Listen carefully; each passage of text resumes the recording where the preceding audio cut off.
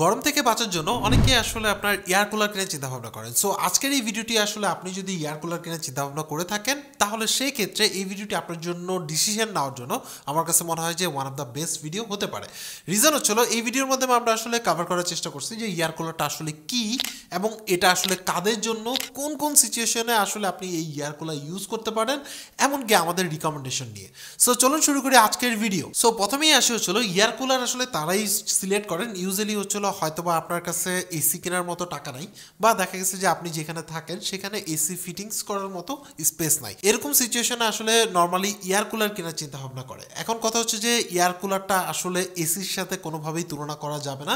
Air cooler and এসির মধ্যে পার্থক্য নিয়ে আমরা একটা ভিডিও পাবলিশ করবো, সেটা কিছুদিনের মধ্যে পেয়ে যাবেন। যদি পাবলিশ হয়ে থাকে তাহলে এখানের মধ্যে পেয়ে যাবেন। সো এয়ার কুলারটা আসলে কি বা এটা কিভাবে কাজ করে। এয়ার কুলারটা হচ্ছিল আমরা নর্মালি যে ফ্যান ইউজ করি সেই ফ্যান থাকে, সেই ফ্যানের মধ্যে ন্যাচারাল যে বাতাসটা আছে সেই বাতাসের মধ্যে আপনার হচ্ছিল জলীয় বাষ্প বা পানির যে টাচটা আছে সেই টাচটার মাধ্যমে আপনার বাতাসটা পাস করা হয়। এই কুলিং সিস্টেমটাকে আসলে আমরা এয়ার কুলিং সিস্টেম বলি, বা দেখা গেছে যে আপনি বলতে পারেন যে ন্যাচারাল কুলিং। প্রথমত হচ্ছিল এয়ার কুলারের জন্য বা একটা এয়ার কুলারের মধ্যে কি কি থাকে। প্রথমত হচ্ছিল একটা ফ্যান থাকে, শুধুমাত্র একটা ফ্যান থাকে, একটা ডেকোরেটিভ আপনার হচ্ছিল বক্স থাকে, দেন হচ্ছিল একটা আপনার হচ্ছিল বরফ বা পানি রাখার মতো ট্রে থাকে যেখানে আপনি বরফ বা পানি রাখতে পারবেন, এবং কি একটা পাম্প থাকে যে পাম্পের মাধ্যমে ওই পানিটাকে উঠানো হয় এবং হচ্ছিল আপনার ফ্লো করা হয়, যার মাধ্যমে দেখা গেছে যে আপনার যে এয়ারটা পাস হচ্ছে সেই এয়ারটার মধ্যে একটু ঠান্ডা অনুভূতি হয় বা এয়ারের মধ্যে আপনার হচ্ছিল জলীয় বাষ্প অ্যাড করে দেওয়া। এই প্রসেসটা যে ডিভাইসের মাধ্যমে বা যে আপনার হচ্ছিল কুলারের মাধ্যমে করা হয় এটাই আসলে এয়ার কুলার। এর মধ্যে এছাড়া কোনো ফাংশন নাই।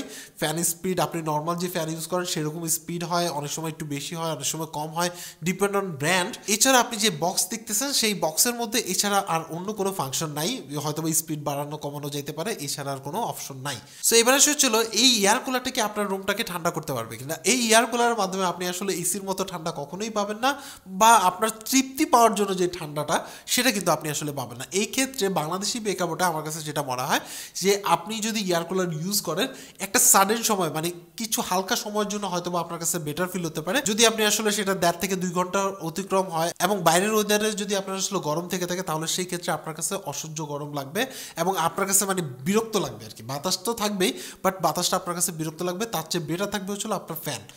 ফ্যান হচ্ছে বেটার কন্ট্রোল করতে পারবে বা বেটার আপনাকে আসলে কুল করতে পারবে, কিন্তু আপনার এয়ার কুলার চেয়ে। এখন কথা হচ্ছে যে এয়ার কুলার তো ভাই এটার মধ্যে বরফ থাকতেছে, ঠান্ডা বাতাস আসতেছে, সো সেই ক্ষেত্রে কেন বিরক্ত লাগবে। ইউজুয়ালি যদি আমি আসলে আপনাকে একটা উদাহরণ দিয়ে বলি, ফর এক্সাম্পল মনে করেন প্রচণ্ড গরম পড়তেছে, এই গরমের মধ্যে হুট করে আপনার হচ্ছিল বৃষ্টি নামলো।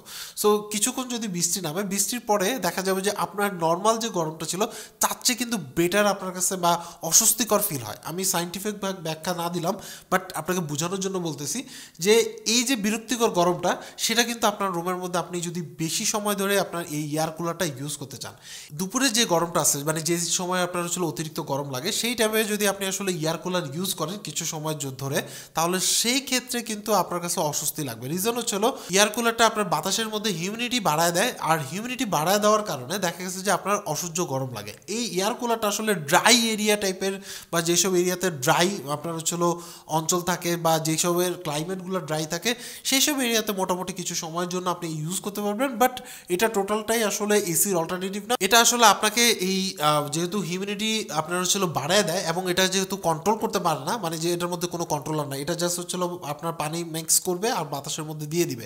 সো এতে দেখা গেছে যে আপনার কাছে আনকমফোর্টেবল ফিল হবে, এটাই আসলে স্বাভাবিক। এছাড়া আরেকটা মজার ব্যাপার হচ্ছে যে এই এয়ার কুলারটা ব্যবহার করার কিছু সিস্টেম আছে। ফর এক্সাম্পল আপনি দেখা যাবে যে পারচেস করার ক্ষেত্রে এয়ার কুলার দিয়ে আপনি সব কিছু করতে পারবেন, বাট বাসায় আনার পরে দেখবেন যে আপনি এয়ার কুলার দিয়ে সব কিছু করতে পারবেন না।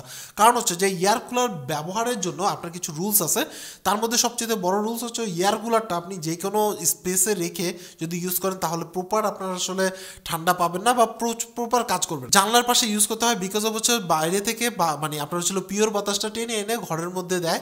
সো এতে দেখা যায় একটু কমফোর্টেবল ফিল হয়। বাট সহজ কথায় যদি বলতে চাই, আমার কাছে যেটা মনে হয় যে এয়ার কুলারটা আমরা যেই পারপাসে কিনি, বিশেষ করে বাংলাদেশে যেই পারপাসে কিনে, এই পারপাসটাতে আপনার টাকাটা শতভাগ জলে যাওয়ার সম্ভাবনা বেশি। আর আপনি যদি মনে করেন যে না আমি এয়ার কুলারটা পারচেস করবো রাতের বেলা কিছু সাডেন টাইমের জন্য আমি ইউজ করব, যখন চারিদিকে ঠান্ডা হয়ে যাবে তখন আমার রুমের মধ্যে হয়তো একটু গরম থাকতে পারে, সেটাকে কাভার করার জন্য যদি আপনি ইউজ করতে চান তাহলে সেই ক্ষেত্রে এয়ার কুলার ইউজ করতে পারেন, বাট এটা আমরা আসলে রিকমেন্ড করি না।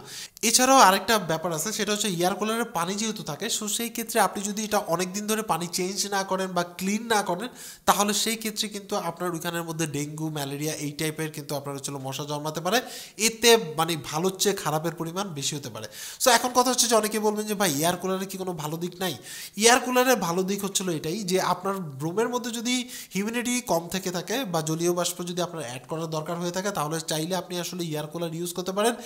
এর চেয়ে বেটার প্রকার, যেহেতু আপনার হচ্ছিল একটা এয়ার কুলার আপনার হচ্ছিল 10, 15, 20, অনেক সময় দেখলাম যে মানে 22-25 হাজার টাকার কাছাকাছিও চলে যায়। ওগুলোর কথা বাদ দিলাম, বাংলাদেশে অ্যাভারেজে 12 থেকে 15 হাজার বা 20 হাজার টাকার মধ্যে যে এয়ার কুলারগুলো পাওয়া যায় বা যে অ্যাডগুলো আমরা দেখতে পাই, সেই এয়ার কুলার আসলে আপনার গরমের জন্য মানে গরমটাকে ঠান্ডা করার জন্য অ্যাটলিস্ট আপনাকে কোনো কাজে দিবে না। জাস্ট হয়তো বা সাডেন টাইমের জন্য আপনারা হয়তো বা 10 মিনিট আধা ঘন্টার জন্য ইউজ করলে সেটা পসিবল, বাট লং টার্মের জন্য এই ধরনের এয়ার কুলার আপনাকে আসলে স্বস্তি দিবে না। বাট আপনি যদি আসলে কোনো ড্রাই এরিয়াতে থাকেন, তাহলে সেই ক্ষেত্রে আপনি চাইলে এই এয়ার কুলার ইউজ করতে পারেন। এবং এই এয়ার কুলারের মধ্যে মানে বাতাসে অতিরিক্ত জলীয় বাষ্প অ্যাড করলে শরীরের জন্য ক্ষতিকর হতে পারে বা ফার্নিচারের জন্য কিন্তু অনেক সময় ক্ষতিকর হয় বা অনেক সময় ওয়াল ড্যামেজ হয়। ইটস ডিপেন্ড, এটা আসলে যে একদিন দুদিনে হয়ে যাবে ব্যাপারটা এরকম না, এটা ডিপেন্ড। বাট আমার কাছে মনে হচ্ছে যে যারা আসলে জানেন না তাদেরকে এই ইনফরমেশনগুলো জানাই দিলাম। সো আজকে এই পর্যন্ত। অ্যাকচুয়ালি আপনার কাছে এই ভিডিওটা কেমন লাগছে সেটা অবশ্যই অবশ্যই কমেন্টস করে জানাবেন। আর আপনি কি এয়ার কুলার কিনছেন কিনা বা এয়ার কুলার কেনার চিন্তা ভাবনা আছে কিনা সেটা অবশ্যই অবশ্যই কমেন্টস করে জানাবেন। সবাই ভালো থাকবেন, আল্লাহ হাফেজ।